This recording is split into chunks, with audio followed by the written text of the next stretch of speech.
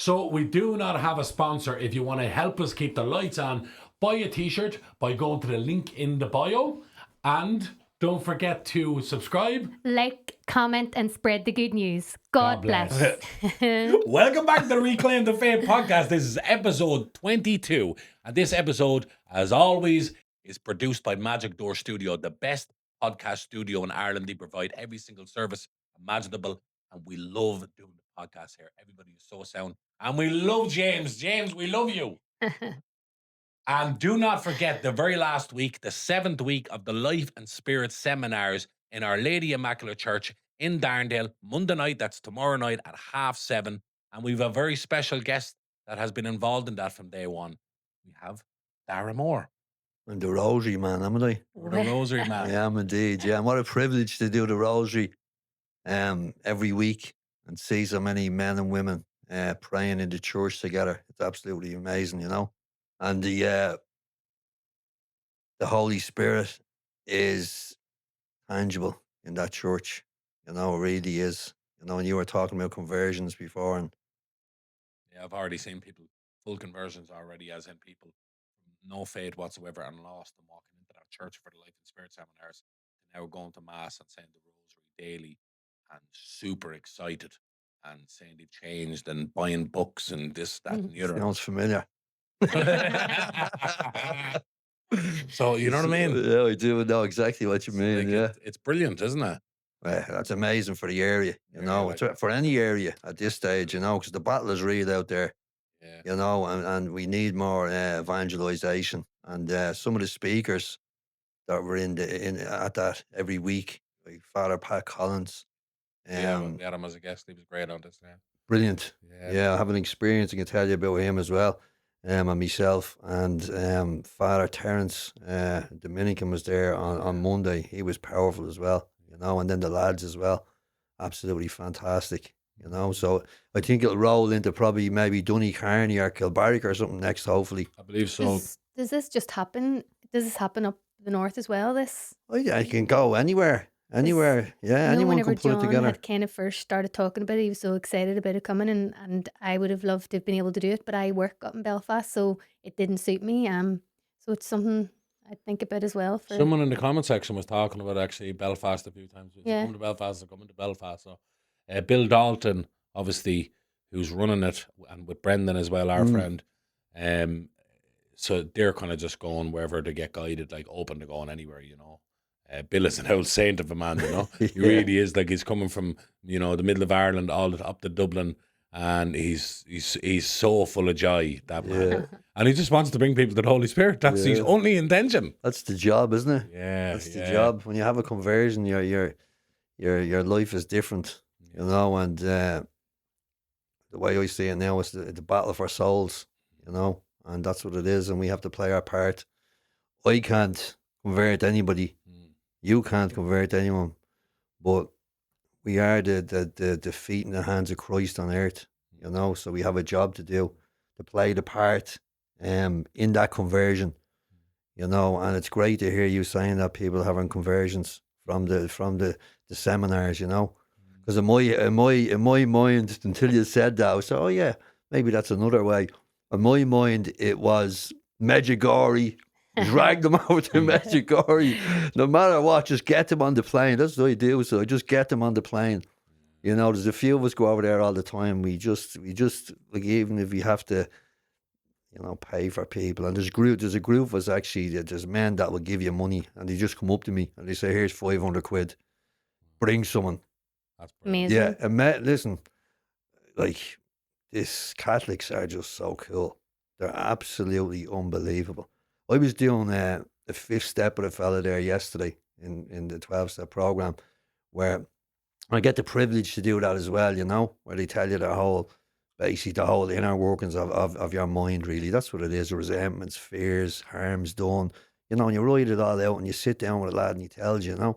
And it's heavy stuff, you know, because when you live in addiction, you're up to all sorts wild and wonderful things, you know. So anyway, and the thought crossed my mind. I was doing it in the Morning Star, which is run by the Legion of Mary in the hostel. That's where I was meeting this fella, you know. And I said to him, I said, you know what? I said, you could get that now, And this is true. You could get that stuff, all the stuff you're after doing there now, you could get that and you could bring it inside there to one of the lads, the brothers, Catholics, and you could read it out to them, and they wouldn't even bat an eyelid. They just see it as sin. And they'd probably tell you, lads, grandson, just go and get confession and you'll be grand. Isn't that unbelievable? Seriously. Isn't it though? No judgment. They just, and it doesn't matter what it is, right? And it's some, you know, and I know, there's some, you do some heavy stuff when you're out there. And like, that's my experience. My experience is so loving and gentle and forgiving. You know, it's, where would you get it?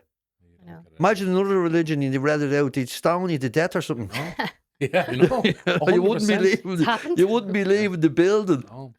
But isn't that a part of the deal? That's if you truly believe in this and you believe in our faith, that's a part of the deal. You know, for Jesus forgives us all.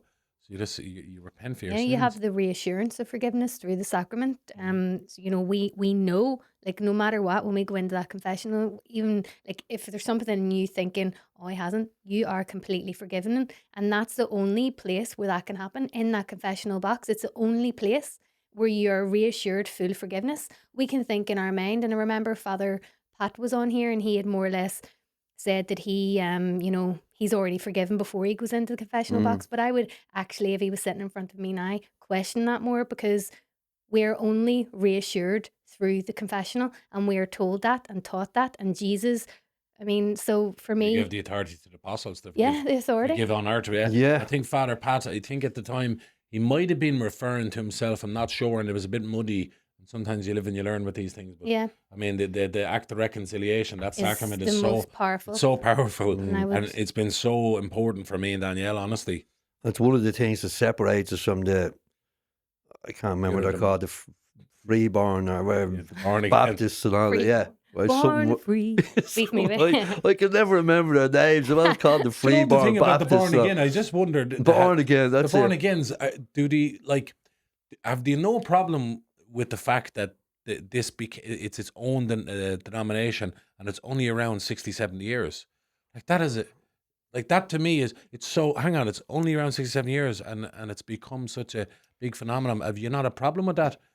I don't know. Well, you know, the Catholic faith's 2,000 years, and Jesus founded upon this rock I will build my church. He said to Peter. So I mean, it seems like a simple choice if you're following Jesus to follow the Catholic Church. You know. that's easy for us to say since we're Catholics. Yeah, I know. You Yeah. see, I'm the buffet king. You know what I mean? I do my own thing. You know, I'm a bit of this. I like a Yeah. bit of that. You know what I mean? Yeah. I'm never all in. So, you know, St. Peter was given the keys of the kingdom, right? The church. Okay, and yeah, and then all of a sudden you have fellas. Well, I think you know, this should happen or that should happen. There's splinter groups then going off. That's me, splinter groups.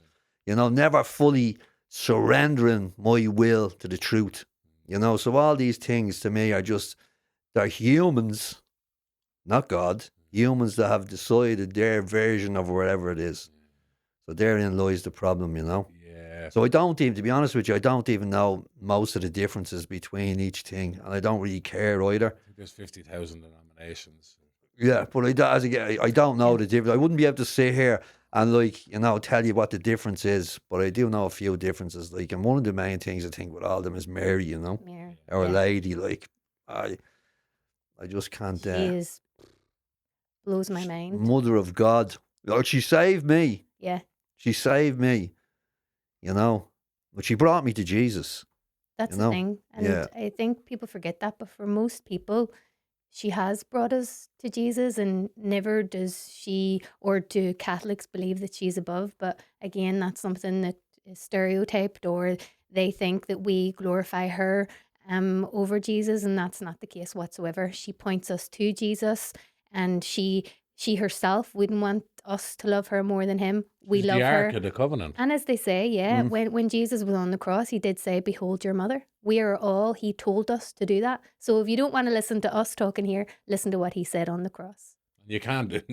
No one's gonna love Mary more than Jesus. No. So there's that thing you see with these denominations where we talk about how much Catholics love Mary, but no. Do you think that we're gonna love Mary more than Jesus loved Mary? Because if you do, that's very murky territory. You're Yeah. saying that about Jesus. She's also Yeah. very Mother. important in these times as well. because she is appearing throughout the world, giving messages for us for the times that are ahead of us. So he chose her to do that too. You know, he is using her in a big way for today's times. So we have to listen and take away the veil and take away all the listening to this or that. There, who we to listen to our mother and Jesus. You only have to go to Medjugorje Oh, I can't wait. to find out if she's real or not. Because I tell you one thing, you go up to that apparition hill and you sit in a rock there and you look at her and you look at the people and you will just be, I could nearly start crying now even thinking about it. It's just the power of the place is off the charts. It's just, and she's there. And if you're a doubter, go up and sit in the rock and then come back and tell us what happened to you. People, you can see their faces. I just sit there and look, and people will come, grown men, children, and just all of a sudden they'll either start crying or their face will start beaming with this love. We can't Amazing. wait. We're going next year, but something both of us really want is our families to go. So he would love his brothers, and I'd love my brothers and my daddy. Like I'd love for us all to go to experience it together.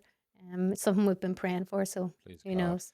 Yeah, listen, just get them over there. By hook, trick them, do whatever you have to do. Dubrovnik We're is going only to down the Ibiza. road. Do you know what I mean? Yeah. Dubrovnik is only down the Yeah. road.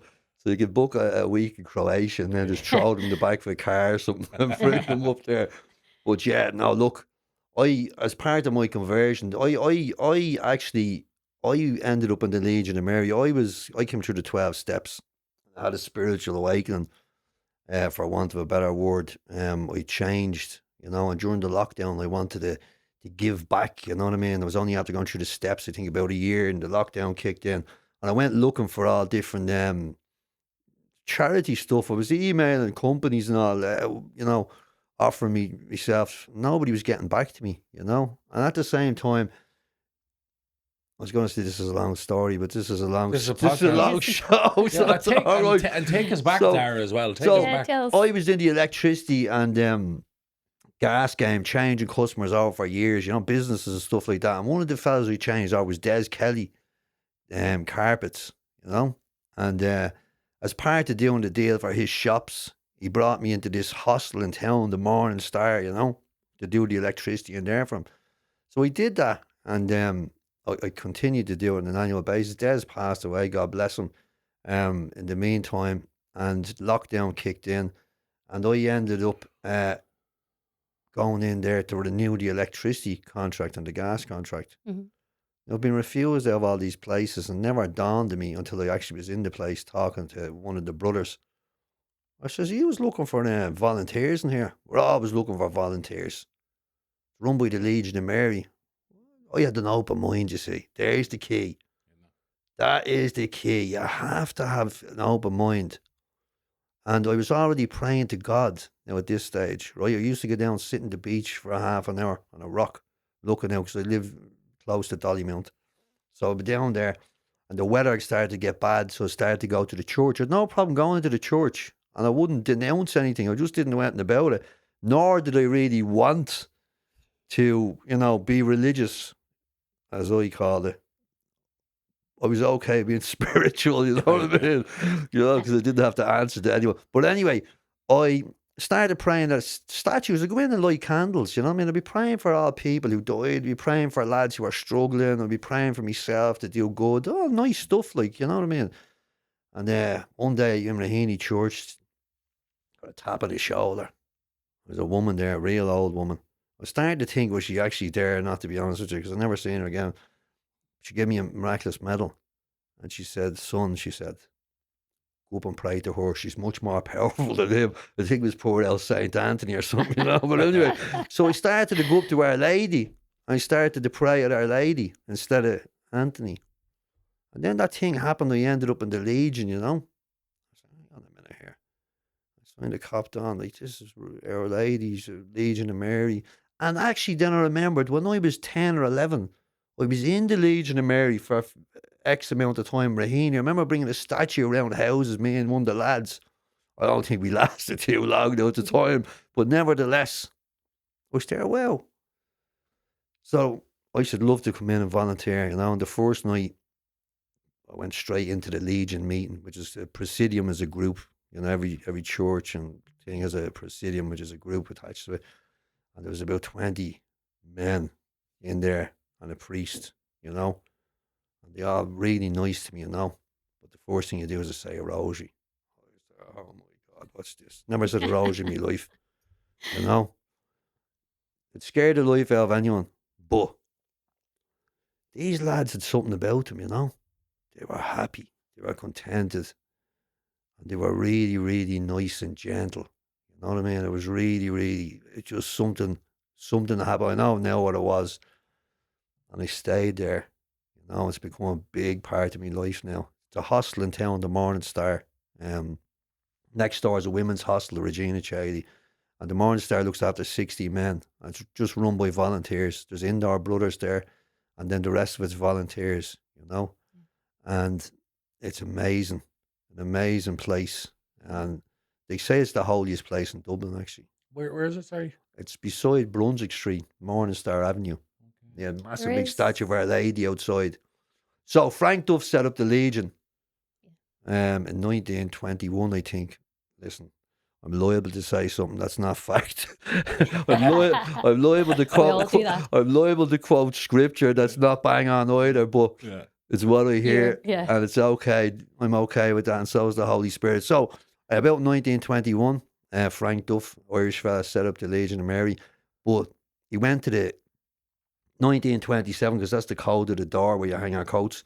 1927, he went to the Irish government and he said, listen, big problem with poverty in Dublin. Have you got any buildings? And they gave him the Morning Star building, which was the old Black and Tans headquarters. No way. Yeah. The walls are about that thick and all. You wouldn't even hear someone screaming in it. So you'd hear you can imagine a few stories out of that place. But anyway, it's a whole 60 men. And it's a fantastic, there's a chapel in it where there's mass every day. There's adoration every day.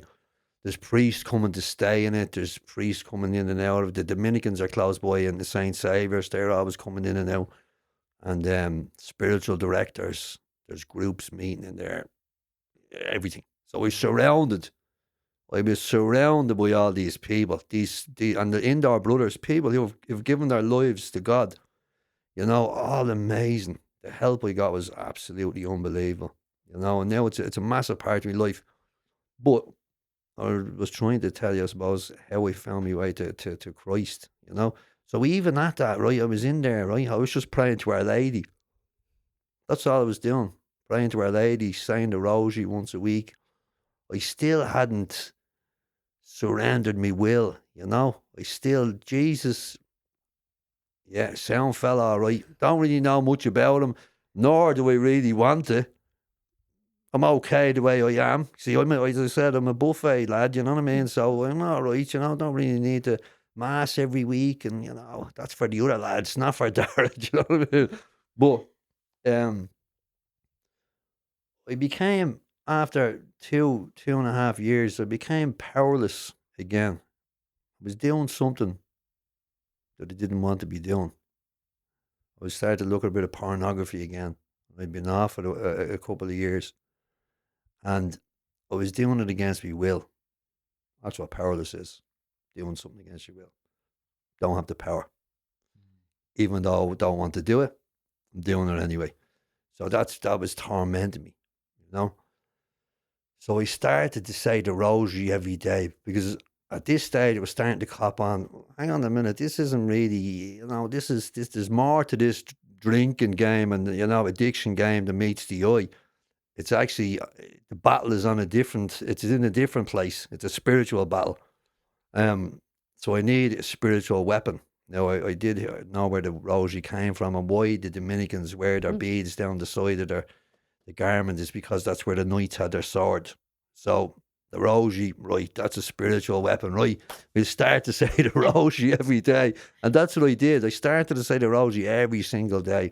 And we started a Zoom thing where we said the rosary as well every day, a few men together in the morning, 7 o'clock in the morning.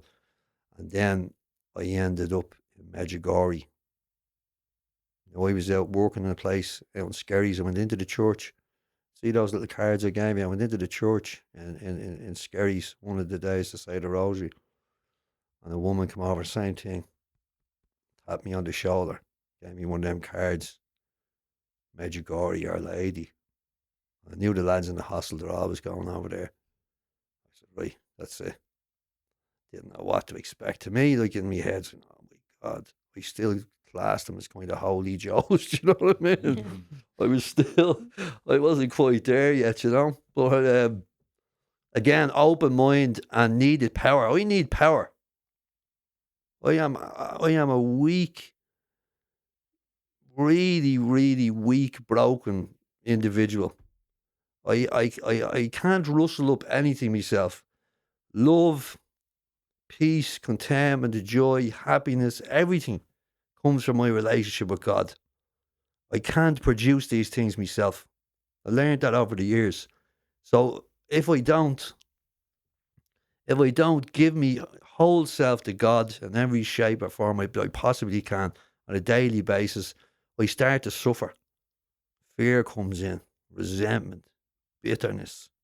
You know what I mean? I'm looking at things where, I was thanking God 1 minute and now I'm looking at it going, hang on a minute, I think you could get better than that. Or I need this, I want this. And that's the way I am. That's the default setting. And that's really what addiction is. Addiction is a spiritual illness. It has nothing to do with drinking or drugs or anything. It's that hole in the soul. So if I look at my experience, when I stopped drinking, I picked something else up, and I have the experience of being off drink, drugs and gambling for 10 years. You might say, well, fair play to you, bud, like everybody does. What's the point in being off it for 10 years if you're going to build up your life and smash it to pieces again? My problem is I never knew what was wrong with me. I always thought it was the drink, drugs, and the gambling. So when I stopped the drink, drugs, and the gambling, I picked up sex. And that destroyed me in the end. I ended up doing the other stuff. So the problem was never the substance or the behaviour. The problem was the hole in the soul that I tried to fill with everything under the sun. Money, power, prestige, drink, drugs, gambling, porn, you name it. Anything to try and make myself feel better, and nothing worked. Only God. Thank God. Anyway, back to Medjugorje. I can just, I when I start talking, I can just, you'll have to stop me. No, keep But anyway, going. Absolutely not. I ended up in Medjugorje, yeah.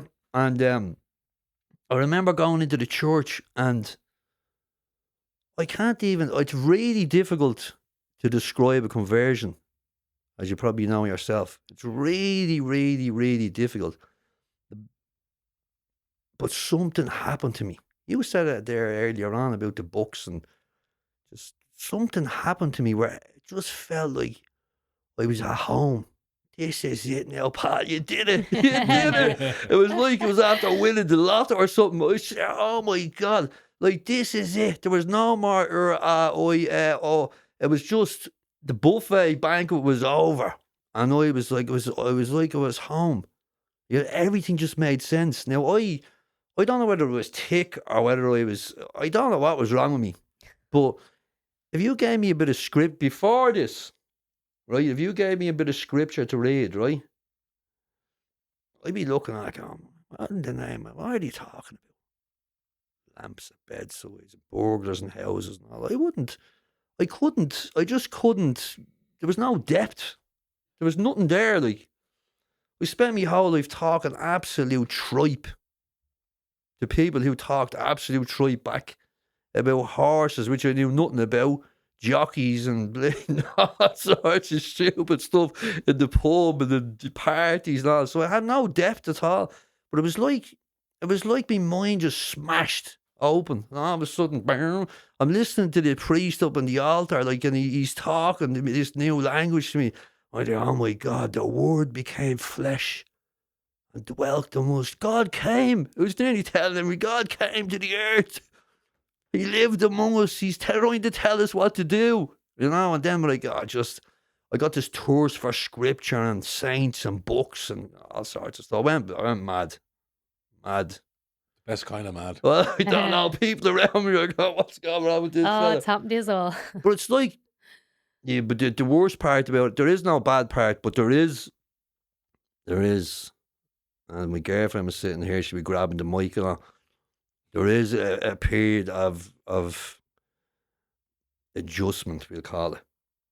You know, because all of a sudden I got all these morals as well. You know what I mean? And I'm sitting there and I'm, oh no, you can't be doing that and you can't be doing this and this is, you know. So people go, I got a bit of here. This fella he lost the plot.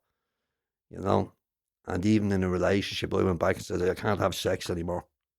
What? This type of stuff. So it's the reality is we'd all love to be like Jesus, you know? And the goal is to do exactly what he says. But I'm a human. And I have a thing between my shoulder blades called the mind. And therein lies the battle for me. You know? It's mind against spirit, you know? And I suppose it's trying to work towards rather than just abandon, you know? And that's what I try to do. I really try my best to please God. Because I suppose that's sort of an addiction trait anyway, isn't it? Just, that's it now, I found this and it's all in. And not that we're not saying you should go all in, absolutely. But it's all into the most straight away, and that's it, and it's relentless and all around you. And as you said, there is an adjustment period, yeah. Like, it reminds me, I had this argument and with a person and blah, blah, blah. And I, like, when I even think about myself, what I said to this person, you know, I was trying to get this person to stop doing a certain thing, and then they turned it back around to me. This way, you used to do that, you know? And I was like, yeah, you used to, but I found God. And I just said, oh, did I just say that? And I was a bad representation of someone who found God because I just roared in this person's face. Yeah. You know, rage. That's, you know, what does it say? You know, when evangelizing, sometimes talk. Most of say it has to be action. Most of the time, only sometimes you speak evangelizing. There I was roaring in this person's face. You know, I found God. Like, And it's do it in good humor as well. yeah, Otherwise, you do come across as the something that you said earlier, the Holy Joe, the better than thou. And you know, I know we've all found God, and we all would have had that preconceived ideas about those who were. I used to call them eating the altar rails. Oh, look at them. You know, like we've all been there because I mean, I used to say those things, and then whenever we started out on this journey, then we became that person to others. And I think in the beginning, I would have been like John too, and I would have done my daddy's head in. I think he hated to see the side of me because I was going around and it's like you were trying, it's like, I just want you to, like, you want them to feel what you feel, and you feel like you're trying to help them, but you're turning them off because you're just going on and on and on and about all the wrong things. So now I found, don't do that. Let your life be an example. Let something in you change and let them see that change and them think, God, that is working. That's working. Or listen. I forgot to listen. I was too busy giving it all this, trying to convince somebody when it shouldn't have been. So I do understand what John's saying there. We've all been there, but we've learnt along the way. you learn, as you said, we're adjusting. Yeah, there definitely is, like, you know. But I find as well, Dara, you know, it's like, and it's probably the best way to have a conversion is to have it explosive and dramatically. And it sounds like you've had that, you know, and it's same with myself and with Danielle. You know, it's so we're blessed to have it, but it was like one day it's this, next day it's like, what, Jesus? You know what I mean? And you're like, what? And obviously it's the Holy Spirit taking over your life. But it is like you're going from a mad life of the deep, dark, destructive behaviors for myself. You know, I'm mentally going to mad, crazy places, not caring if I lived or died, to the next day, being full of hope and just having an optimism and going, yeah, and praying every day and actually enjoying praying, enjoying doing the rosary, enjoying. I just switched all the content up from all the bad stuff to all the good stuff, and you're enjoying all this. It is overwhelming. It can be overwhelming. It's a good thing for sure, but that period can be slippy, you know. Yeah, Yeah, for people around you. 100%. I mean, and it's good to talk about it as well because you can talk about all the, you know, without talking about the reality of what happens to people, and you have friends and you have family around you, and the change is sudden and it's dramatic, like you said, and it definitely people are kind of looking at you, going, "What is going on here?" All these opinions and all as well, you know. Come here, Dara. You said just that church in Raheny. That's the church where apparently Our Lady appeared, wasn't it? I never heard that. Did No, you not? No. no. So I only heard it recently myself. Actually, it was your Uncle John gave me a book. Do you remember? Oh yes, the Marion book. Yeah, there was a book, and so there was like a bunch of witnesses. Now, it's not officially recognized by the church or whatever, but the locals say it that that she appeared in that Raheny church. So that's a bit mad for you, isn't it? Maybe it was her that gave me the Yeah, medal. do you know what I mean? You don't know. So Yeah. there you go. Come here, take us back a bit as well, Dara. Obviously, we're doing this in all other directions. This is great. We got straight into that, but I'd love to just know a bit about your life growing up and what was faith like in your family growing up? Well, I remember going to mass. I remember going to school and the confirmation, communion. We enjoyed the church. My experience with the church was nice. I didn't have any problems. I remember my grandmother used to. She's dead now. God bless her. She the Angelus every day. I remember in her house. I remember she prayed. She went to the church. Remember I had an auntie who was a nun as well, Auntie Agnes. But that was about it. Somewhere along the line, I just parted with the whole lot, and went off chasing X, Y, and Z. Um, so from the age of, I don't know, from the age of 15 probably to the age of 42, I was missing in action. Um, but I never had a problem when I can't, like, I'd never had a problem with Our Lady or Jesus or anything like that. It's so important, I think. And my girlfriend's a teacher, and like in the Catholic school, and the wonderful work the teachers do, and that was my experience in the schools I went to as well.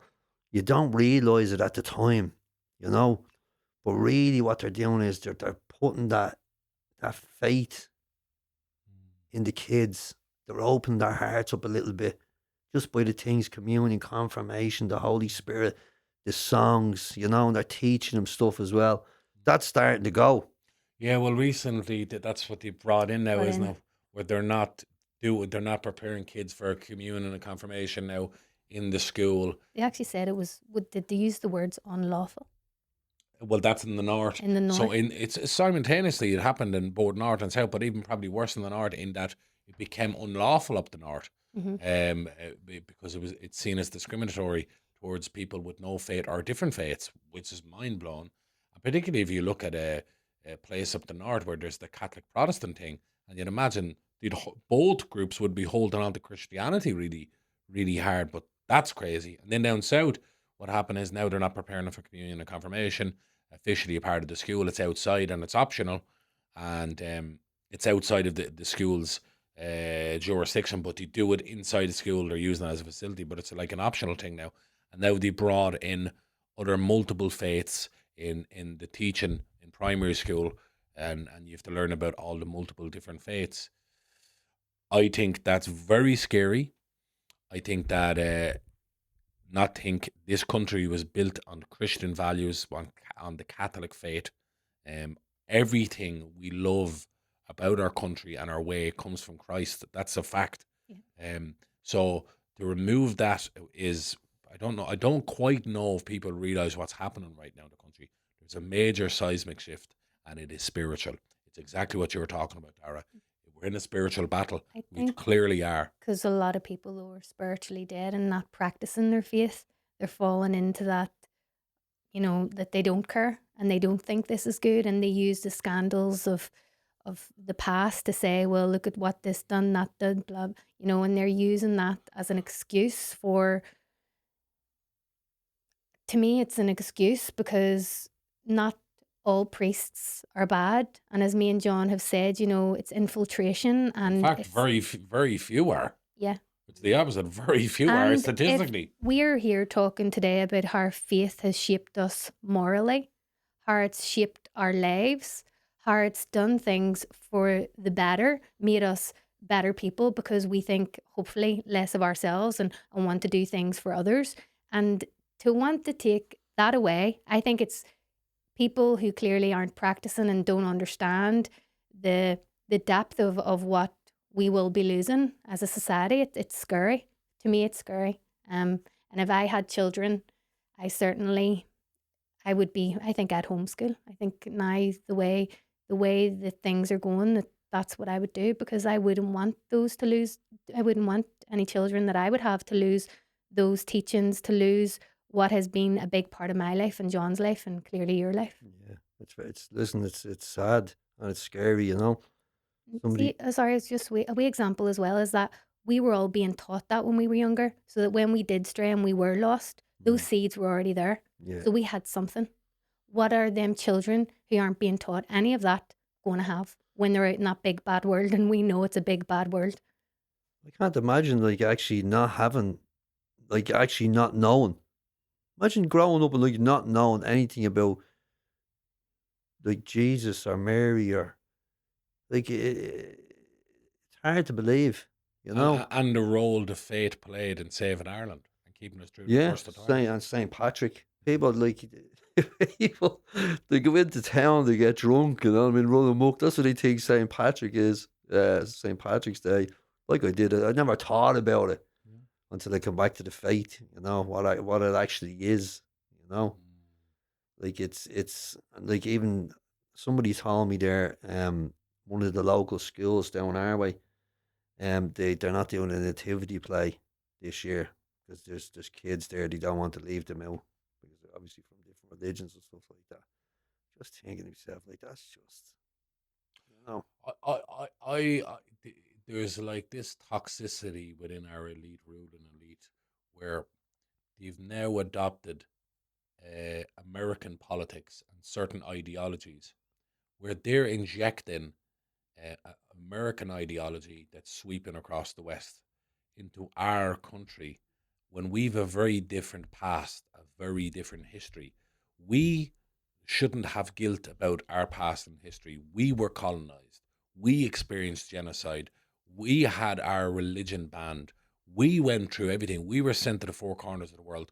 We were enslaved, and our faith got us through the toughest of times. We were the first colonized country by Britain for nearly a millennium, and we have to succumb to American ideology and all this poisonous stuff, and we have to apologize for being Irish. I think it's disgraceful. Yeah, and they shouldn't stop that. They should allow that to happen, but then do something for the other kids as well then so that it is inclusive in some sort of way. But to just completely go, oh, we can't do that, cutting it out whenever it is a big part of our history, it should be allowed to happen still. The nativities, the things that the children enjoy. I mean, it's all part of Christmas, it's tradition, it's what we grew up loving. To stop that altogether is an injustice and shouldn't be allowed to happen. By practicing something, it is not going to somebody else like, oh, we don't, you're not doing nothing bad by sharing your faith with one another, even if it's my best friend's a Protestant. We don't believe in the exact same things, but we share our faith. You should be able to do that. You should be able to do that openly with each other, no matter what background you come from. To stand up and be able to do a nativity play because you're Catholic should be allowed to happen. And then if somebody is, a Protestant or Catholic, whatever, or if somebody's from another religious background, then they should have their tradition and their way of doing things. But to just stop it altogether, I just don't understand. I don't think that it should be allowed to happen, and I don't think you're doing anything wrong by doing it. Religion full stop is not cool, you know. Yeah. It's not cool. It's all, let's be honest about it here. It's money. That's what it is. Materialism. People aren't interested in religion. They're not interested in spirituality. It's all, and that's the problem with the country. Everyone is just wants to be comfortable. Don't rock the boat. You know, let them do whatever they want to. It's grand. Sure, we're living in the, it's 2025. Live and let live. And do whatever you want to. Like you said it before, Fulton Sheen says it as well. Like, people are not God's men anymore. They're men gods. Yeah. You just go around, like the buffet style. You go around just making up your own rules, doing whatever you want to. That's really what it is. And I think at the moment we're witnessing like the actual decay of civilization, like the whole spiritual foundation that was given to us. You know, the commandments, and then Jesus coming as the new creation. The whole spiritual foundation is starting to erode. You know, and you have people just running around with madness, absolute madness. This liberal, and at the back of it all, it's just money. It's just greed. The whole world is just focused on money, money, money. And then you have the technology revolution going on as well. Like we spoke about it before. Actually, today I heard on the radio, Australia has banned social media for under 16s or something. Like I was just there, wow. Yeah. That's a great Great great move. thing. Like for such a big country, and it says a lot. It says a lot, you know. And I was only talking to a friend the other day. When you think about this, right, you sit down there, right, and pick up the phone. I'm scrolling through. I don't have TikTok. I never had it, but you scroll up, I think, and the next story comes in. Like who's picking the next story for you? No. Who's picking the next story for you? It's done on algorithms, so they can basically brainwash Push you. like generations. Just say if they wanted to turn you off Jesus. Every fourth story, real subtle, some story about a fella who had a bad experience. 4 stories later, another little story, and all of a sudden, then you're starting to think, oh, that Jesus fella, he's I'm not signing up for that. It's unbelievable. The devil's tool, if used in the wrong way. But these companies have algorithms going, and if they want to sway votes or they want to change things, it's a big juggernaut that nobody can see, but there's somebody running it. So I know it's conspiracy stuff or anything, but not that's just the way. No, It's no. the way It's the my truth. it's the way my mind thinks. Like It's the there's truth. something wrong, isn't there? Yeah. There Something is. really, Oh. really wrong. Like 100% technology is used for the bad. My uncle Manuel always used to say to me, "No, how did the devil get into your home?" I used to look at him like he was mad. I was like, "What? He's not in my home." He was like, "No, how did he get in? He get into your home?" And I was like, "I have no idea what you're talking about." He said it was through the TV, because the TV diluted the faith, and it started to open up different kind of worlds to us, and different things that we wouldn't have been exposed to, and things that we were protected from. And I suppose falling into that would be the internet and the phones and Keeps all advancing, of that. yeah. It keeps advancing. Technology is going further and further and further, and it's taking over. I'd also last one on the sort of political religion as well. Dublin City Council have decided to call the Christmas lights the winter yeah, lights, I saw that. Yeah, and it's had the most amount of backlash ever from the public, like overwhelmingly so, and yet they still won't revert back. Pride, they still won't revert back. They're still keeping it the winter lights. Like that's that's bigger than what last year people. they did that. Yeah, but they did it Yeah. this year. So this year they're being absolutely belted out of it by the public. That's really. I didn't know they did it last year. I'll tell you where my head was at last year. I didn't Yeah, know. no, yeah, last year definitely. Yeah, So now it's like it's blown up into a big thing. But I mean, again, it's another example of the decay, and the people who are in power who actually don't represent the people. And I was only talking to somebody about this yesterday. I said, if the working class people in Ireland started to go out and vote in their droves, because they don't do it. Unfortunately, they don't. You look at the numbers in working class communities, they become so apathetic because they're being choked financially, left, right, and centre in every way that they're not even motivated enough to go into the ballot box. That's not to say working class people don't vote, of course, but they don't. A lot of them. That's a fact. If they started to vote and vote for their interest, this would change in the next election. It would change, and listen, Would it though? if there are parties showed up for that reflected their beliefs. I do think politics is so far gone that, and truth be told, I think that our votes don't even count. That's where my head's at. I believe they don't even count anymore. I believe that it is that they are doing what they want, and it doesn't matter what we say. That's honestly how far my head's gone. yeah. No, listen, I think you're right as well. I think it's all brain. People are just brainwashed. They don't even realize it. So whatever party it is or whatever it is, it's just through the media, through the social media.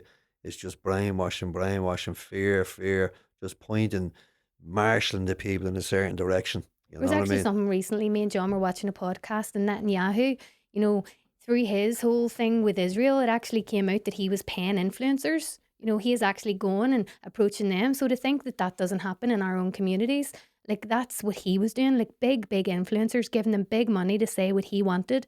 And even in the American election, I remember whenever is her name Kamala Harris was running? Kamala, whatever. God forgive me, I just don't even watch TV. I switch it off now. But whenever she was running, there was one of the celebrities who got up. Clearly, he was just paid to get up and read something from a one of those prompt use scripts. And whenever that went down, she hadn't a clue what to say. So she's standing up there, giving it everything, like she believed in this woman, and we must vote for her. And whenever that went off, she didn't know what to say because she wasn't speaking from the heart, because she Yeah. was paid to do something, and that's what's happening. All big celebrities, big stars are used for basically the elites in my eyes. It's all money. Yeah. It's all money. You boil it all back. It's all money. Nobody's doing it for the love of neighbour. That's what we are taught to do. Love thy neighbour. Simple as that. You know? What's best for the kids, what's best for the people, what's best for... And there's nobody doing that. When you boil it all back, it's all money. Greed, and the whole world is immersed in it. You know, that's the way I see it anyway. Dara, just to switch it up a bit, right? Something you can speak on. The sort of worlds that we come from, you know, in these sort of working class communities, particularly, it's everywhere now. Dublin, very reflective of the Dublin working class culture now. You see it big, but all across Ireland, everywhere. It's everywhere now, and over in Britain too. The sort of sesh culture, you know, the sort of sesh, the sort of the drinking, the coke, the after parties, the gambling, how they're all coming hand in hand, the weekends of it, you know. And I've been there myself. I've been in those places, and it's very, very dark, you know. And you see people who are so lost, and you think that they're going to find whatever that thing is that's going to complete them in their mind, down the end of a bag, down the end of a bottle, or a betting slip. But it seems for me now that culture is getting worse and worse and worse, and seeing people that you would have never thought slip into it, and it's like everywhere now. It's everywhere now, you know. You were there yourself once, weren't you? Oh, well, I mean, I've been an addict since I was... I can't remember since I was... so I can remember is since about 14 or something like that, when I started drinking and smoking hash, and progressed then. Ease and gambling was probably one of my main voices, you know. And then I stopped when I was 42, so I battled it all my life to the age of 42. I was in 8 treatment centres throughout my life. And towards the end, in the pubs, towards the end, there was... I was going to say alphas, but I'm an alpha myself. Alphas in their 60s going in, having a sniff in the pubs. That's what it was like when I stopped. The cocaine had infiltrated even that kind of generation. And it was rampant. And it is rampant out there, you know. And the thing about the cocaine is, I think that it's you use the word session, you know. It was a session every day for me, because I was an alcoholic as well. So I'd go into the pub at 10 o'clock in the morning, I'd be banging the door down, you know, and I'd be in there drinking, and then whatever tablets towards the end, sniffing, whatever I could get my hands on, you know. But the thing about the cocaine is, it is more of a session thing, because the benders only last a certain amount of days because of the depression. Like I used to talk about the black clouds. I used to say the black clouds, I used to call them. I'd want to die, you know. I'd want to die. And then I'd try to drink my way out of that then, you know. And then I get the brainwave. This just shows you addiction, you know. My head, you told me towards the end, it's the lack of sleep that has you the way you are. Get some sleeping tablets. It was never the drink has me like this. It was because I wasn't sleeping, you know what I mean? So then I was taking the tablets and drinking and just a mess. Lethal combination. Lethal, and then you're sniffing you're going up, and then you're taking them coming. It's just, and people are dying. There's people dying from the tablets, choking on their own vomit. There's been loads of fellas in the Got area. friends and family members.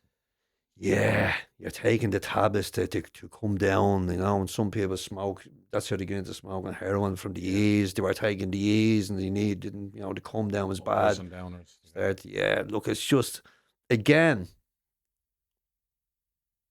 they're substances. They're not the problem. I think we're not supposed to live life this way, though. I think that people are suffering because of the way our life is. It's like we're in a vicious cycle. The 9 to 5, we get up, have to keep going over. It's monotonous, it's robotic. And then they're hitting I need something. So they turn to that as giving me some sort of a release here. This is releasing me. Will you think it is? Because that's what happens. You feel like you're escaping something. Like, I just don't feel like we're supposed to live life this way either. No.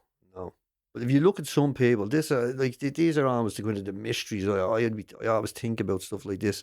If you look at some people, like, they seem to be able to, like, just live their lives. They're not religious, right? They seem to be happy enough. They work, they have families. They're all right. We all know them, right? They're all right. Then you have other people that have this gaping black hole, and they need God like they need oxygen. The only problem is they don't know that. You're out. Really, what it is, I think, addiction is a spiritual illness. You're searching and you're searching in the wrong places. You're using all this stuff to try and make yourself feel better. But really, what it is God is calling you. Like Saint Francis of Assisi, he was out chasing the women and orgies and drinking and having the cry. He had money. He had a load of money and all. Like, it wasn't as if he had to stop or anything, but he had this hole in the soul. That's the best way of describing it. He had this hole in the soul, and he was being called. Begs the question, it is a calling. It's a calling. And that's why that conflict is there, because when you're out and you're destroying yourself, there's this conflict that on a deep level, like, this is wrong. We need to do something here. It's this battle going on inside, really, where some people don't have that. They just don't have it, They can chase things and get things and all this. I chase things to make myself feel better. The more I get, the more I want. It's an insatiable appetite. I get a car and I want a bigger one. I get a house and I want a bigger one. I'm never satisfied. I can't satisfy it. It's just impossible. So I spent my whole life chasing all this stuff that I thought was going to make myself feel better. And that's including drink, drugs and gambling. And the whole is dark. It's lonely. And that's why I think a lot of people, unfortunately, we had one fella there recently, they killed themselves, because it becomes so painful. Without a connection to God. And really, there is the solution. And if you look at the 12 steps, the 12 steps is like a DIY conversion. That's what it is. It's done in that way to produce what the book calls a psychic change, which is a new mind. Okay, that's your solution. New mind, where you started to use the higher power. We know that. Yeah, God, is the centerpiece of your life. So basically, you admit in being powerless that you can't do anything about this. You need help, and then during the process, confess all your sins, 4 and 5, and then let God rebuild your character. But something happens in that process that's not from this world. And at the start of the 12 steps, there's a chapter called The Doctor's Opinion. At the very start, this is the first step, where the best doctors in the world at the time in America, the best psychiatrist, Silkworth was his name. He ran one of the biggest hospitals in America for addiction and all that type of stuff.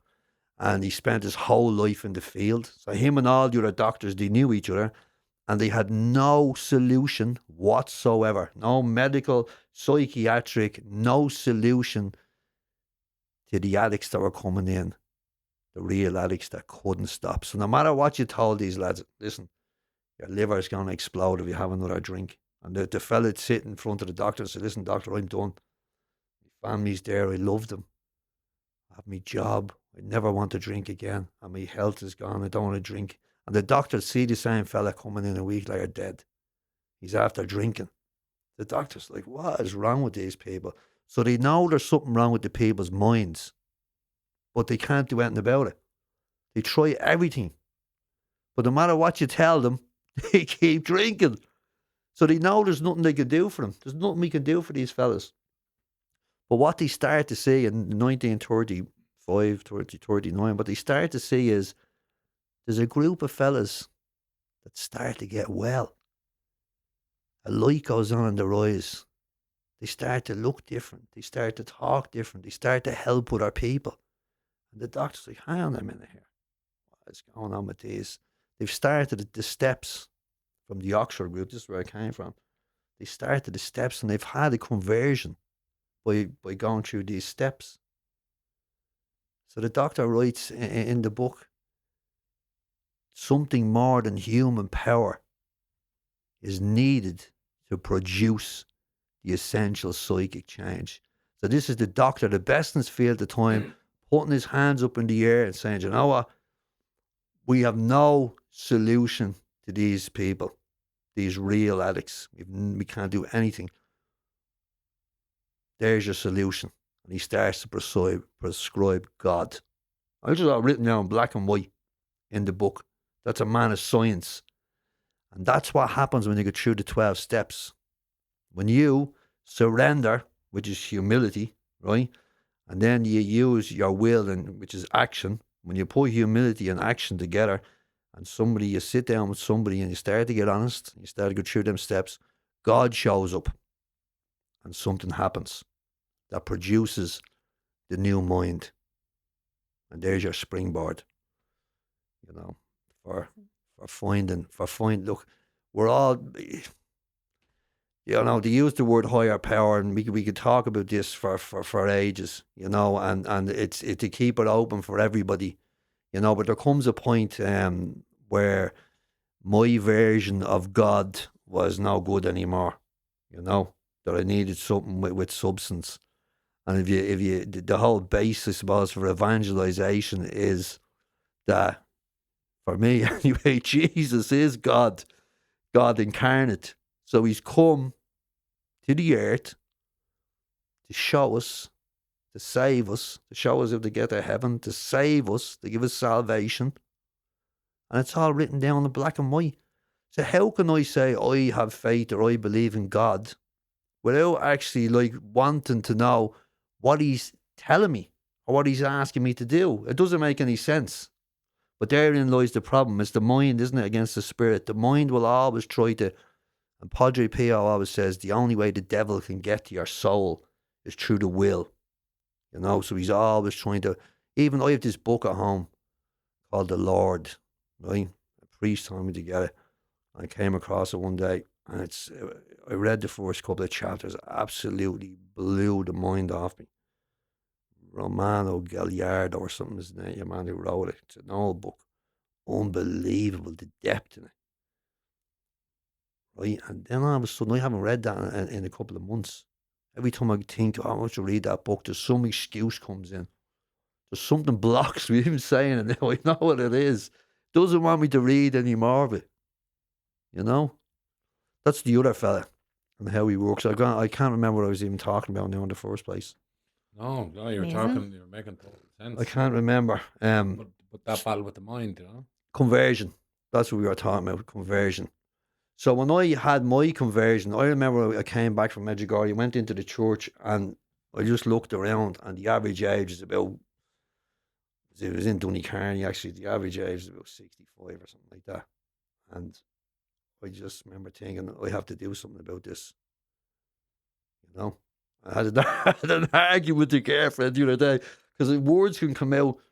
I said to her, I was chosen. You were chosen, were you? Yeah, and what about me? And I said, well, you were chosen as well, but it sounds arrogant. It's. I only seen someone talking about this the other day. It was one of the saints saying that our Lord when he converts you, he has a purpose for your conversion. He gives you a purpose with your conversion. They go hand in hand. And if you look at anybody that has had those sudden impact, dramatic conversions, there's always been a purpose attached to it. Mm. So yeah, and it fits like a glove. And Exactly. and when you It goes to your strengths. when you answer it, it's game over. Yeah. You know, you don't need or want. See, I was always like everybody else. I was programmed. I was always worried about my body, how I looked, how other people saw me. I was always, money was a big thing as well, all this type of stuff. And with the conversion, it just kind of, all that stuff just, it just went. Then I was going around like I am now. I'm due a haircut, and I was thinking, I'll get a haircut before the podcast. I was like, you know what, I don't really care. And like, so I wouldn't have done that before. I'd be wearing the good gear and the hair and all. And even like I was always on these diets, and I know you were on the carnivore, and I'm not saying anything about Money but, back on it now. but but it was, for me, it was all about, it wasn't about health or anything. It was vanity. It was always what I thought the other people wanted to see type thing. So it takes up so much of your mind. Like there's not much left for God if you're going around thinking to yourself all the time. You know, so listen, that's just what happened to me. But it can sound kind of high and mighty sometimes, you know. And what I meant when I said I was chosen, I did mean I was chosen. I was given a job to do, and I was chosen in that conversion, and that's it. I'm not saying I'm better than anybody else. I wasn't trying to say I was better than anybody else. So everybody is in a way chosen. If you say yes, it's about, with your own free will surrendering, but we're all never going to be called to do the same thing. Like we're all called to do something, whatever God wants us to do. It's different. So like John may be called in a different way than I am. You'll be called in a different way, but we're all called for the same purpose. We're all called to be disciples. For different things. Like your girlfriend who is a teacher, that's a vocation. She is called to that. That's what I said. They're vocations. These are all vocations. We're all called to different things. Save me. Yeah. I am. You can delete the last couple of minutes of talking actually off it. But no, I said exactly that, and I didn't mean. But what happened to me was really. It was like really. It was spectacular for me. Do you know what I mean? It was really spectacular. Because it changed me. Everything just became okay. You know what I mean? There was no. It's really hard to describe. Like all this stuff just went away, and I'm just left with just me and God. And it's so simple. You know what I mean? I used to worry about pensions and houses and all. I rent a house, and I just don't care anymore. Titles and all this type of stuff doesn't mean anything to me, because I live my life now for heaven, not for this world, not fall for this trick. Yeah. This world is only, here's a good one for you. I was listening to a homily on Medjugorje the other day, and the priest said, this would make you think. He said, folks, something to tell you. We are eternal beings, whether you like it or not. Oh my God, you're going to live for eternity, whether you like it or not. That's when you think about that. But you waste the time down here worrying about that. It's manure. It's just, for me anyway, worrying about this, that, and the other, and worldly things, right? That this thing is just producing. And really, in the grand scheme of things, like we're only here for eternity. Like is forever. This is only the blink of an eye. Yeah. So you waste your time here, not aligning yourself. I speak for myself, not aligning myself with God and doing what He's asking me to do. It's in the Bible. It's all over the Bible to do His will. It's funny about that, Dara. I remember coming across a born again Christian years ago on the street. It's not picking on the born agains. I'm talking about people religious in general, Catholic, born again, anybody who would be ultra religious, I would have called back then, yeah. And I would have never been an atheist. But I remember having that conversation with a friend. This is probably 10 years ago, maybe more. Saying, imagine living your life like that. Like everything is just about a God and heaven. And what about your life here? You have to enjoy it here. And now look at me on this podcast. But the irony is this, when you give up all that stuff here, your time here gets better. That's what people don't realize. really does. Yeah. It does. When you're free and you're, listen, we're all, your eyes are glowing here. I'm looking at you. We're all free here. Do you know what I mean? The real freedom is the obedience. That's where the freedom is, working within Totally. yeah. Not being driven by your wants that are Yeah. that are just cheap.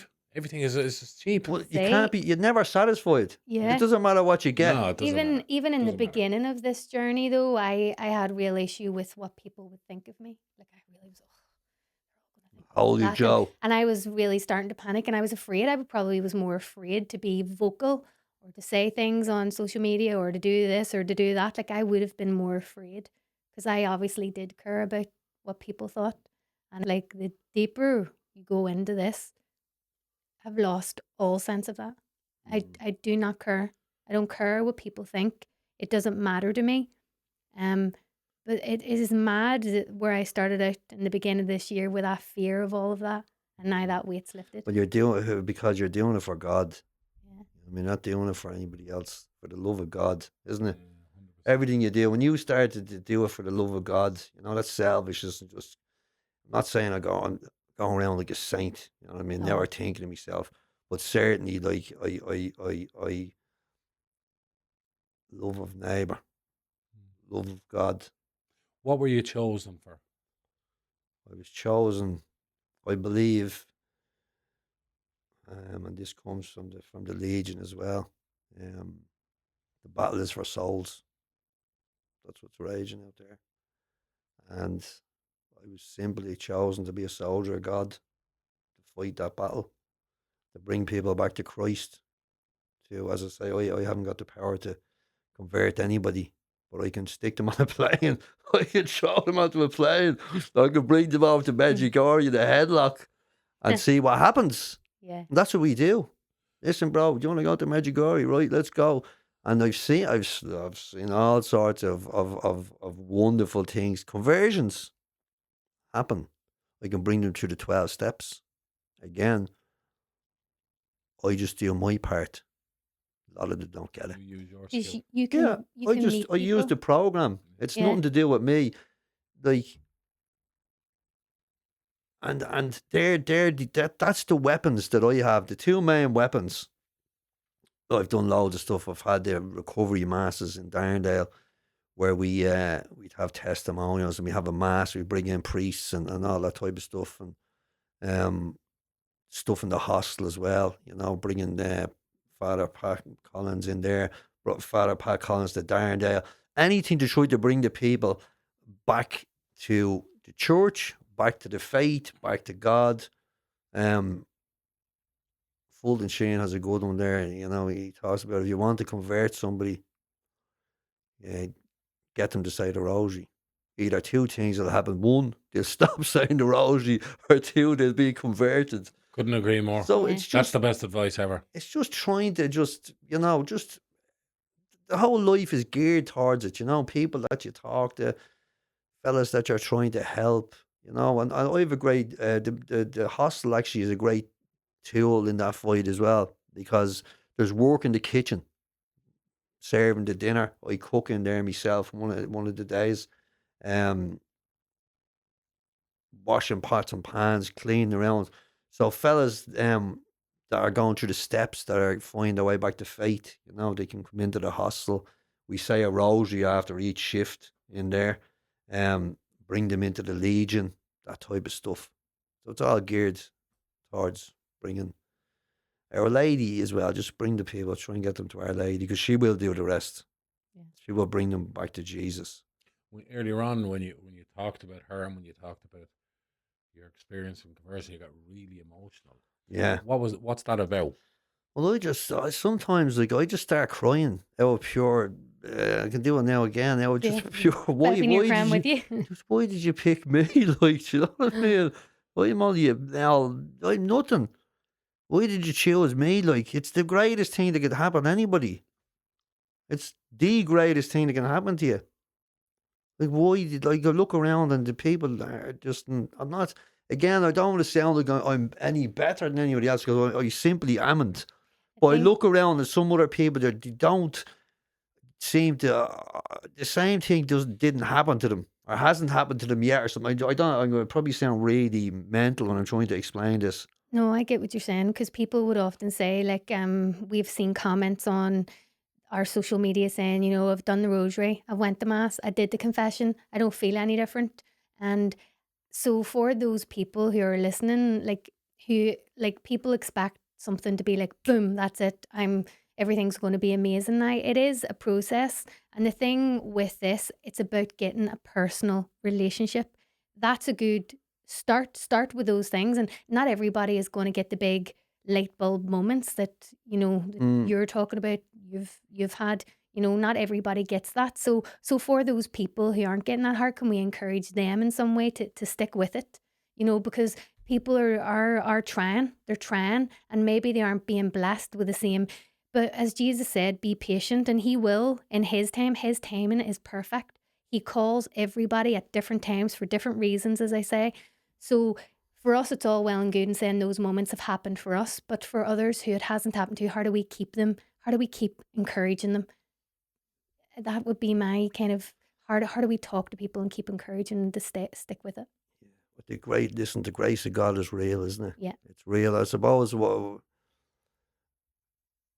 really what it is it's just love of God. I was miserable. I was, as a human being, I was absolutely miserable. You know what I mean? Most of my life, I was tormented. Really was, and I was full of guilt and shame for all the stuff I did, and I just went around like a slug. I just hated myself to the core, and I really thought like there was never ever going to be find me way out of the way I was. I didn't even know there was any other way of going around. I really didn't. So I think probably really what it is the tears of gratitude. Mm-hmm. It's more thank you, like more than anything else. Um, I'm just so it's gratitude. When I go into the minute I go into the church in Medjugorje, I just start crying. But that's healing as well. Something it's like Jesus is just touching you. I've had this experience a few times, For and when me, something sticking out for me. Sorry, it just came to me. It's how open your heart is. Like you started this about saying how open your heart was. And I'm watching John, and to be honest, John's heart's way more open than mine these days. And I'm looking at him going, whoa, he's even blowing my mind with things. So that's just came to me in this moment. I don't know. But it's maybe how open our hearts are, how open we truly are to things. That's the thing. We can say something, but do we really, really believe? Is our hearts really that open?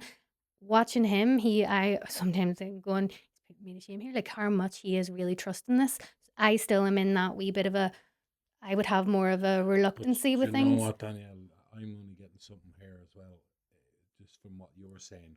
I think because me and Darren we share this. We had maybe we were in a storm, an absolute storm, Mhm. like that was dire. Like I was in a storm; it was life or death. So my conversion was so powerful in that, like one day, like it was just changed. Like one day, it was just like and it kept getting stronger and stronger. What I mean is, it was it was like from feeling so like hurt and in danger, Mhm. and actually I don't care what happens, to now feeling safe and what and all that's I think it's the age old thing with addiction, isn't it? And stuff is like people have to hit rock bottom. I was rock bottom where we're just mentally everywhere. Rock bottom with grief, rock bottom with it, and and 3 day benders and all that stuff. I think that's what it is, Mace. Thanks for the God you didn't do, you didn't have to do that. You didn't have to go there. But maybe, but I had so much fear and I asked for no fear. Then that's what helped me. Do you know what I mean? I didn't have the addiction side of things, or I didn't go down that route in life. I lost my mummy whenever I was young, and it Mm, kind of just always my goal in life, without being like fully in my faith, was to make my mummy proud. So that was my mm, I need. So that was me that kept me on the straight path, so to speak. Um, but I hit rock bottom in a different way. So I was in that place too. yeah. So but you definitely have this real open heart, like the most I've ever seen. And just because you started out, and I think that is a key to all our listeners who are maybe sending us those messages saying, they are trying. to maybe really open the heart more and just I'm noticing it now from looking at all the guests that have come in, how open their hearts were to Yeah. things. My friend Tiernan, who's an integrative psychotherapist, he has said this over and over to me for years. He said, John, the number one trait for change is openness. The number one trait, you have to have openness or you'll never change. And it is very hard, Danielle, because I know where you're getting to. And I have people that I pray for, I really, really pray for, and what they're lacking is an open mind. And it doesn't matter, and I could put something to their head and it wouldn't matter. It doesn't matter. They won't open their mind. Yeah, and you can't make them do it. I think that's where we're powerless again, and we just have to pray, It's isn't a it? big key. Yeah. Nothing like a bit of suffering, I tell you, that will sort you out. Yeah. I know. That will make you move fairly quickly. But no, Yeah. you can stay like that for years. I suffered like for years. And that's what it is. It's surrendering, isn't it? You gotta fly the flag. You know, you gotta put the Surrendering. flag up and say, listen, I need help. And there's the humility. Nothing happens Mhm. without the humility. There has to be that humility before the grace, you know. Oh, you're so right. But the grace, So right. the grace is like it's the full machine. I was going to read a thing out Do there, read it. So but it'll take me a second to find it.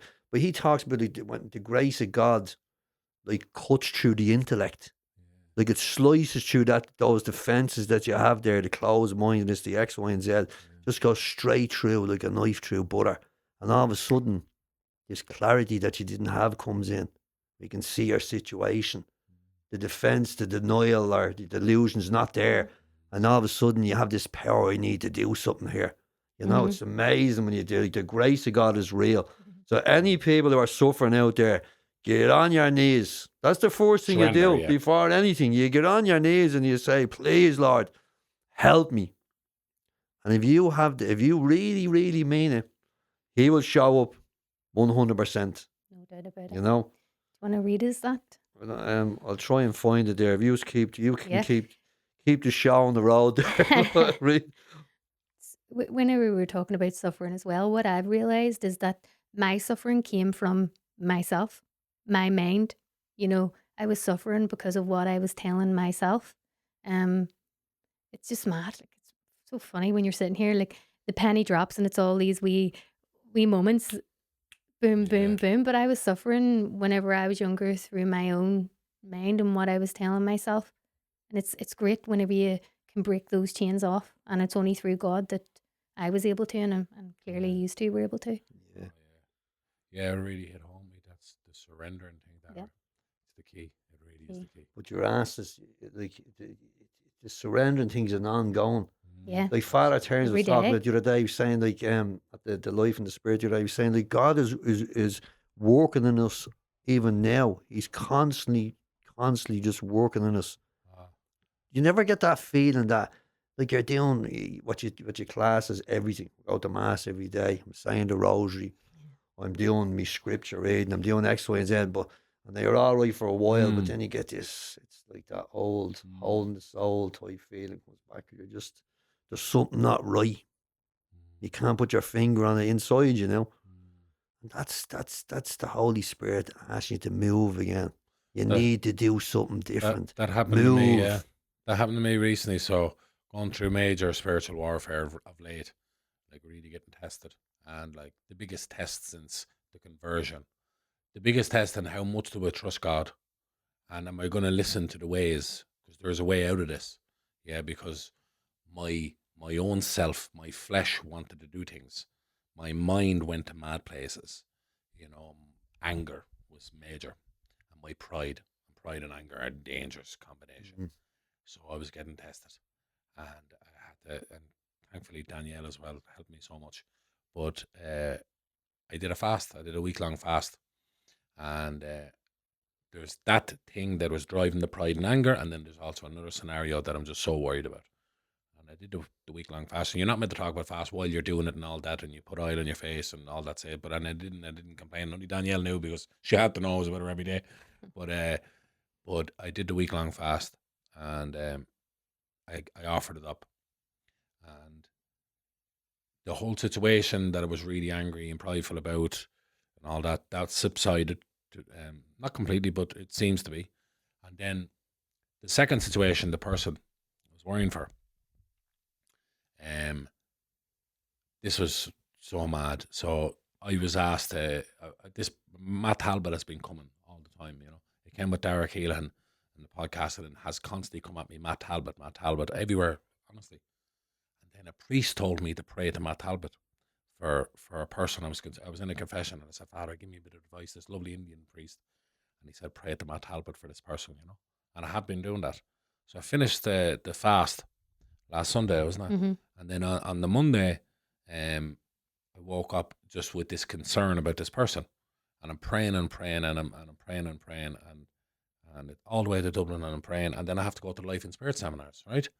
So I go looking for a mass, and it's 5:45 in Glasnevin. I can get that, and I can get the Life and Spirit. So I'm rushing around, and I'm on crutches, and I'm injured, and I go there, and mass is not on tonight.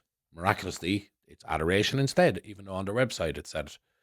Then I have to go and get mass somewhere else. So I went to Denore, went there, and it's under reconstruction. And then the ball's dropping with me. I'm going somewhere for a reason. I just knew it. I knew it. The only mass I could get was in Sean McDermott Street at 8 p.m. and it was a Romanian mass. Right? And I said, a Romanian mass? I'm open-minded. I'll go for anything. I bet you this will be a bit of crack anyway. Just for context as well, it was a holy day of obligation that day, so that's why he was so So it's insistent. a holy day of obligation, and I obviously chose that over going to the Life and Spirit seminars. So I land there and I went, something's going to happen here anyway. I just knew it. Because I've been here before, and I'm coming off the fast as well, you know. And I seen a sign outside that said Matt Talbot, right? But I just drove by the sign. It was inside the car park of the church. I just drove by, Matt Talbot, what's going on there? Yeah. So I walked in on the crutches, bumped into the Romanian priest. Lovely, the most welcoming priest ever. Just wondering what an English-speaking person is doing the Romanian mass, you know? So I'm walking down and walked past a statue that I can't say because it'll only give a hint to who the person is that I'm worried about. But anyway, walk down and I walk around to the back of the church, and there's a shrine of Matt Talbot, who I've been praying to, and that morning, and who's been coming to me left, right, and centre for this person I'm worrying about. And then I just started laughing. I sat down in front of his coffin, and I said a prayer to him, and asked him to intercede for this situation. And when I just looked up, there was lights on him, these sensory lights, you know, on the coffin. And when I just looked up, the second I looked up, it went off. It just went off. The lights went off. And that was like a hint. Okay, your prayers are being listened to. So I got up, got on the seat, sat down, listened to a Romanian rosary, everybody doing the rosary, and doing the rosary, yeah. And it was amazing, right? Then the mass started, and they do so much singing in their liturgy, so much singing, all hymns. But a woman at the back was like the Romanian Celine Dion with an organ, the organ in that church, and it was unbelievable. And the reverence this priest had for the Eucharist and the joy out of this priest was forget about it. And me and Danielle had been talking about when we're watching people receiving the Eucharist, and they're, you know, 99% received in the hand in Ireland or whatever place you go, no matter where you really go. And I watched, and every single person in the whole church received it on the tongue and genuflected afterwards on the altar. Every single person. I was like, what? And not only that, the children had the chalice, and they put the chalice under your mouth in case you drop the Eucharist. That's the altar children, altar boys. And I just walked out buzzing. And I said, God is good. He brought me on this journey today. And then I rang me brother, Paki, and I told him, and he said, that's amazing. He said, but you don't remember the last conversation me and you had? I said, what? He says, remember I told you I'm writing a film about a Romanian, that I'm going to play a Romanian in the film. And that was just a little cherry on top, you know? How mad is that? How mad is that? But that increase, and I genuinely believe as well, Dara, by the way, I not only believe, I know that's why I did it, they're directly connected to the fast, you know, and the prayers and the fast, and, you know, the masses and all the rosaries all the week or whatever. I genuinely believe that was a grace of it all. That's what that was. And here's what I got from it more than anything, from the Matt Talbot thing. I knew that person that I'm worried about is going to be okay. That doesn't mean they're not going to fall now. Yeah. They're probably going to fall again, but I know they're okay. I know I'm not going to get a phone call that person is dead. I know that now, because there's no way that journey would happen, that Matt Talbot and all that wouldn't have happening. So So it's given me a sense of Mhm. ease of the whole thing, you know. Yeah, brilliant, Yeah. amazing stuff. Yeah. Yeah. What did he say? Coincidence is God's way of staying anonymous, isn't it? Like Yeah. it's amazing. No And you look back coincidence, only sometimes, God you go, hang exists. on a minute. Like even the woman that give me the miraculous medal, like it's the whole journey is kind of it's like it's mapped out Yeah. already for you, you know. Yeah. Um, You were going to read us something? well, I'm trying to find and listen and talk at the same time, Yeah, but yeah. I'll read a bit of it anyway. Fulton Sheen. Do you ever listen to Fulton Sheen? Yeah. Mhm. Love Fulton We Sheen. had Dr. Peter Howard, who was the founder of the Yeah. Fulton Sheen Institute, on a few weeks ago. Yeah, I listened to that one, yeah. Gave me a lot of fear with listening to them lads before I come on. So, oh my God. Some of the guests you've on are absolutely amazing. That You're amazing. father, what's his good, Darren Father Brennan. Darn Brennan. Yeah, loved him, Pat Collins, and then the doctor as well. And some of the, actually, they're all brilliant. I know, in their own ways. Really, really lit me up on listening to all the podcasts, you know, because some amazing people from all different walks, isn't it? Yeah. Like when you have that conversion, like it doesn't matter kind of who you are or what the circumstances are. It is the universal church, isn't it? That's amazing, brilliant. That's why I think the likes of these are just they're so important for the faith and getting the message out there. You know, because before grace comes, you act in your own way. After you receive grace, you act in His way. That's the difference. Your conscience becomes quickened. What before was so very precious to you now seems as nothing. What before seemed as so much gross now to you as preface. That's grace. Grace is that supernatural power that illuminates your mind to see things above reason. There you are for addiction. The mind is the reason. You know, and all of a sudden then it illuminates with something new. That supernatural power would strengthen your will to do things which you could not do before. It changes you from a creature into a child of God. And most of all, it enables you to find God. And that's what happened to me. I was sitting in a bar, same place, Harmonstown, 10 o'clock in the morning, drinking with these outfielders. They were pensioners, you know. Every morning I was in there. I was 3 or 4 months on a bender every day of the week. I was drinking myself to death. I went to the doctor 3 or 4 months before the end, and the doctor lived across the road, my ma's Rahini, you know. Um, I had to get blood tests because I was sick. I was in bits, you know. Rash on me when she's gone. I was scratching myself. My skin was so dry from the drink. And I got blood tests, and the doctor called me over to the surgery, you know. And he says, pulls up the screen, you know. He says, Dara, he says, your liver's not in a great way. He says, you know. And he's showing me, you know, it's 50 and 100 should be, whatever it was, 500. And he's showing me on the screen. And I'm looking at him going, my ma's after ringing him and telling him to scare me. A delusion. So anything except give up the drink. This is powerlessness, you know what I mean? And the defenses of the mind. The mind is always roadblock. It won't let you see the reality or the truth. A normal person say, oh my God, I'm giving up the drink, I'm going to die. But an addict won't, you know? So I was like, all right, fair enough. Yeah, I see what he's saying. Yeah, I was there thinking to myself, the last time I got a blood test was in that treatment centre last year. So I must have went up 1,000 in 12 months. So that's 85 a month. And I heard when it gets to 2,000, that's when you get cirrhosis. So I've another 500 there to play around with. So if I drink for another 4 months, 85 by 4 is 340. So I'll be able to, this is the insanity. This is what you're up against. And believe in this garbage that my mind is telling me. So I left that doctor's surgery and I spent the next 3 months every day, 3 or 4 months every day of the week drinking. Not being able to stop.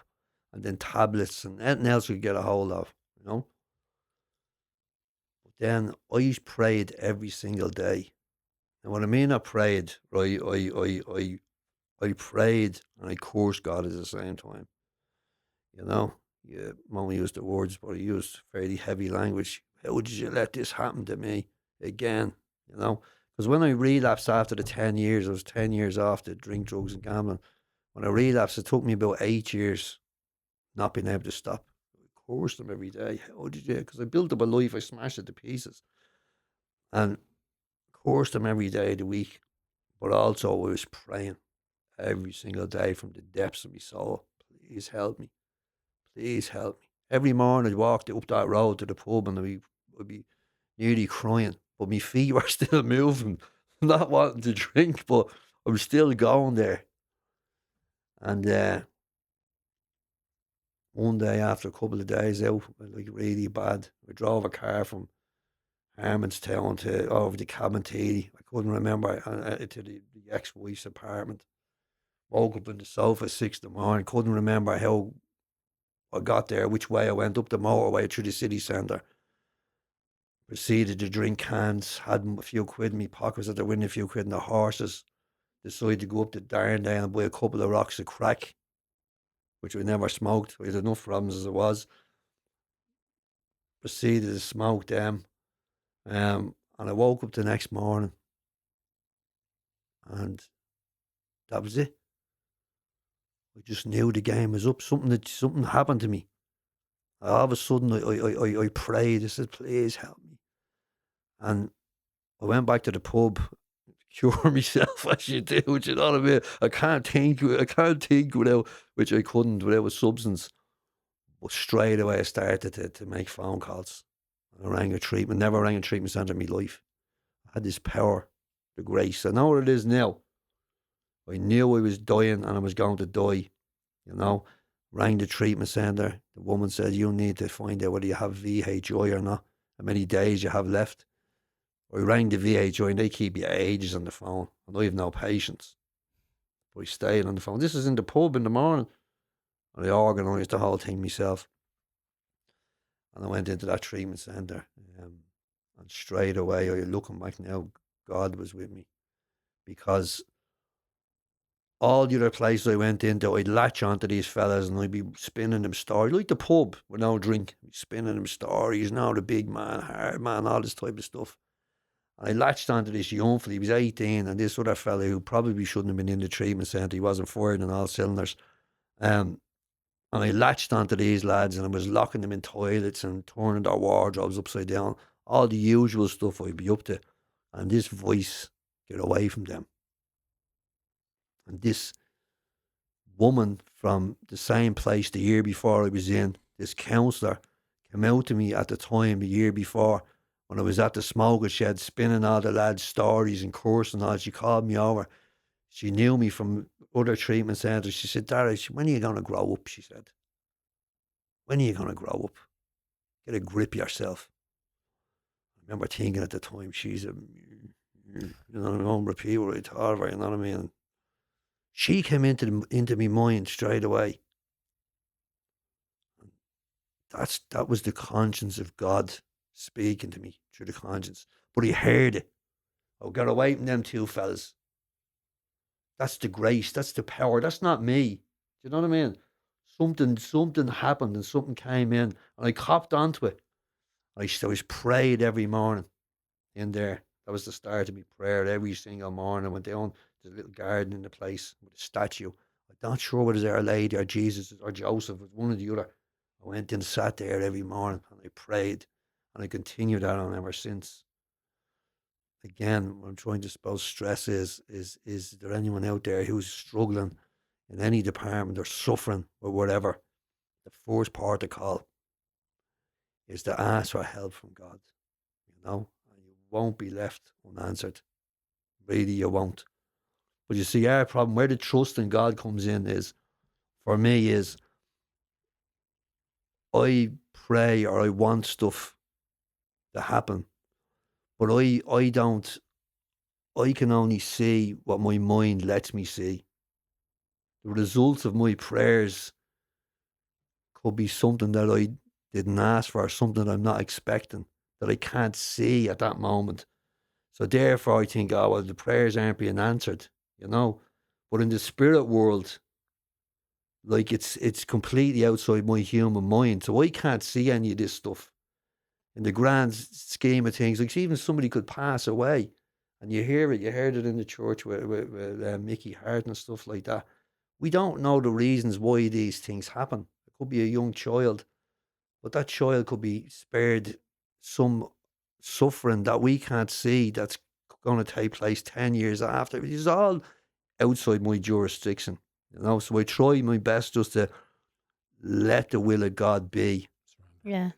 And just whatever, like just, I'm, and this is from probably listening to full time, I'm only an old human and I can only think a certain way. I don't have anything else outside what my mind tells me. The supernatural is really where it's at, and yeah, it's just, I suppose, I want to read something out quick as well, because this is really important, and it's really important, and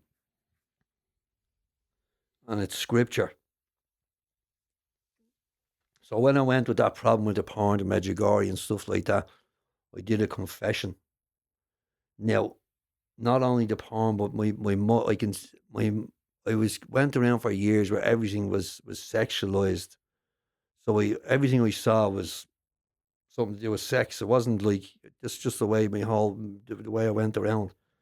And that kind of came back as well, lust. Going down the road and I'd be looking at it, I'd be like, not wanting to be like that, but not having the power but powerless.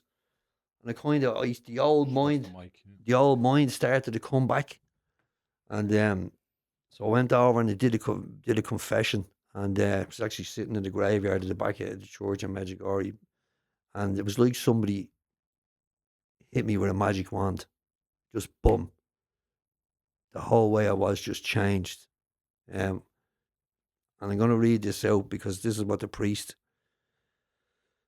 said to me. And it's from 2 Corinthians. He's probably heard it loads of times, but I mean, it's just, I use it all the time. It's absolutely amazing. And it says, that I, Paul, might not become too elated because of the abundance of the revelations. A thorn in the flesh was given to me, an angel of Satan, to beat me, to keep me from being too elated. 3 times I begged the Lord about this, that it might leave me. But he said to me, my grace is sufficient for you, for power is made perfect in weakness. I will rather boast most gladly of my weaknesses, in order that the power of Christ may dwell with me.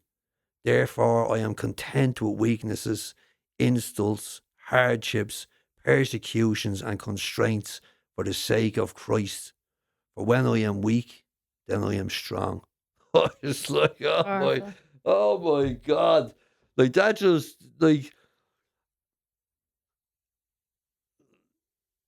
I used to curse like that. I'm really powerless in loads of aspects. Like I am. Like I chew chewing gum, I can't stop. I eat a packet every day. I just can't stop. I'm not able to. My mind say you must stop doing that, and I'm powerless in loads of different ways, right? And I always curse the fact, But this is telling you that because I need God. The powerlessness and the weakness is driving me into the arms of God. And without those afflictions that I have, and without the weakness that I have, I wouldn't go looking for God's grace as much as I do. And by going looking for God's grace as much as I do is where I find it. And it's the thing that gives me most joy. So actually, the worst thing I thought I had in my life has actually turned out to be the best thing that ever happened to me. So my whole life, which I used to think was an absolute horror show, you lost this, you never got that, your life is over, it actually turns out to be the best thing that ever happened to me. How cool is that? It's a great message. And it's a great message to leave it on as well, because we became to that time. Dara, this has been so powerful.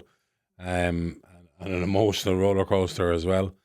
And I know that this testimony, your story, your knowledge, and what you've been through, I know that this is really going to touch people and listeners, as it already is outside of this world. But I know it is, and I just want to say thank you very much, because thank you. I really loved it. Yeah. And love listening to your story. Keep up the good work, folks. Keep fighting the good fight. You too. Thank you. God bless. God bless.